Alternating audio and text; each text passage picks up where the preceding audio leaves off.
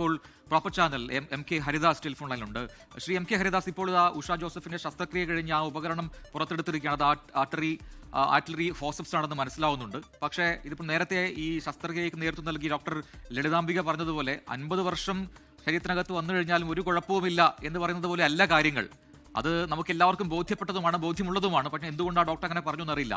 നോക്കുക, ഒരു 7 സെന്റിമീറ്റർ നീളമുള്ള ഒരു ഫോസപ്സ് ആണ് ഈ ശരീരത്തിനകത്ത് ഇത്രയും കാലം ഉണ്ടായത്. അതിന്റെ ബുദ്ധിമുട്ടുകൾ അവർ ഈ കഴിഞ്ഞ 5 വർഷവും അനുഭവിക്കുകയുമായിരുന്നു. എന്തൊരു പിഴവാണ് ഈ സംഭവിച്ചത്. ഇനി എന്ത് ന്യായീകരണം വന്നു കഴിഞ്ഞാലും അതിൽ നിന്ന് മാറാൻ കഴിയുമോ ആരോഗ്യവകുപ്പിന്?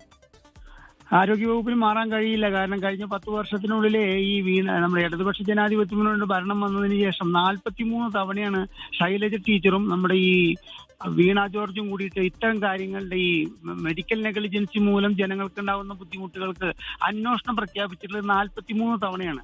ഈ 43 തവണയും റിപ്പോർട്ട് ആവശ്യപ്പെടുകയല്ലാതെ ആ റിപ്പോർട്ടിന്റെ മുകളിൽ യാതൊരു നടപടികളും എടുത്തിട്ടില്ല എന്നുള്ളത് തന്നെയാണ് ഈ ഡോക്ടർമാരുടെ ധൈര്യം.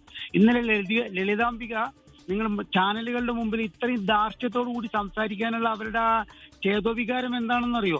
ഇവിടെ ഒരു ഡോക്ടർമാരും ഈ മെഡിക്കൽ നെഗ്ലിജൻസിന്റെ പേരിൽ എന്ത് തെറ്റുപറ്റിയാലും ഒരു ഡോക്ടർമാരും അവർക്ക് എന്താ വേണ്ട ഒരുവിധ തടവോ അല്ലെങ്കിൽ ഒരുവിധ കുറ്റകൃത്യത്തിൽ ഇടപെട്ടതിൻ്റെതായിട്ടുള്ള പിഴയോ ഒന്നും നൽകേണ്ടി വരില്ല. ഇവിടെ കഴിഞ്ഞ 25 വർഷത്തെ ചരിത്രം പരിശോധിച്ചു കഴിഞ്ഞാൽ ഒറ്റ ഡോക്ടർമാരെ ഈ രോഗികളെ ഇത്തരത്തിൽ മെഡിക്കൽ നെഗ്ലിജൻസി കാട്ടിയിട്ട് അവരുടെ ജീവൻ അപായപ്പെടുകയും ജീവൻ നഷ്ടപ്പെടുകയും ഇപ്പൊ ഒരു കുട്ടിയുടെ കൈ മുറിച്ച് കളയേണ്ടി വന്നു. അതുമാതിരി തന്നെ ഗർഭം ഡെലിവറി ടൈമിൽ തുണി മറന്നു വെച്ചിട്ട് തുണി അവസാനം പുറത്തേക്ക് വന്നിട്ടുള്ള കേസുകളായാലും ഇവിടെ ഒരു ഡോക്ടർമാരും ശിക്ഷിക്കപ്പെട്ടിട്ടില്ല. കാരണം എന്താണെന്ന് അറിയോ? അസംഘടിതരായ ജനങ്ങളും സംഘടിതരായ ഡോക്ടർമാരും തമ്മിലുള്ള ആ ഏറ്റുമുട്ടലില് എപ്പോഴും സംഘടിതരായ ഡോക്ടർമാരുടെ ഭാഗമാണ് ഇവിടെ ജയിക്കുന്നത്. അതുകൊണ്ട് ഇപ്പൊ ഈ ഖത്തർ നിങ്ങളിപ്പോ വളരെ ആവേശത്തോടു കൂടി 24 ന്യൂസ് അത് പൊട്ടിയിട്ടാണ് പുറത്തേക്ക് എടുത്തിരിക്കുന്നത്. അതിന് 70 സെന്റിമീറ്റർ നീളമുണ്ട്. ഈ കാര്യങ്ങളൊക്കെ പറയുമ്പോഴും എന്ത് പുറത്തേക്കെടുത്താലും, എന്ത് ഫോറൻസിക് സർജറി, ഫോറൻസിക് ഡിപ്പാർട്ട്മെന്റിൽ എന്ത് പരിശോധനയ്ക്ക് കൊണ്ടുപോയാലും ഒന്നും സംഭവിക്കില്ല. ഇവിടെ ഈ ഡോക്ടർമാരൊക്കെ നാളെ ഇതേ നെഗ്ലിജൻസി ആയിട്ട് നടക്കും.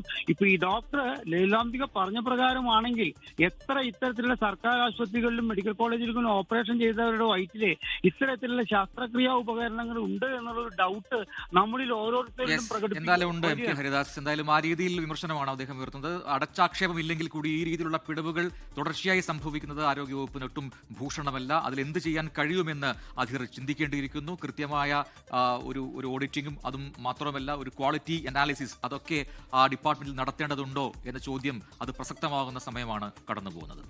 ലോകത്തെവിടെയായാലും ഏത് സമയത്തും 24 വാർത്തകളും ഓഗ്മെന്റഡ് റിയാലിറ്റി പാക്കേജുകളും എക്സ്പ്ലെയിനറുകളും വിശദമായി കാണാൻ ഞങ്ങളുടെ യൂട്യൂബ് ചാനൽ നിങ്ങൾക്ക് സബ്സ്ക്രൈബ് ചെയ്യാം.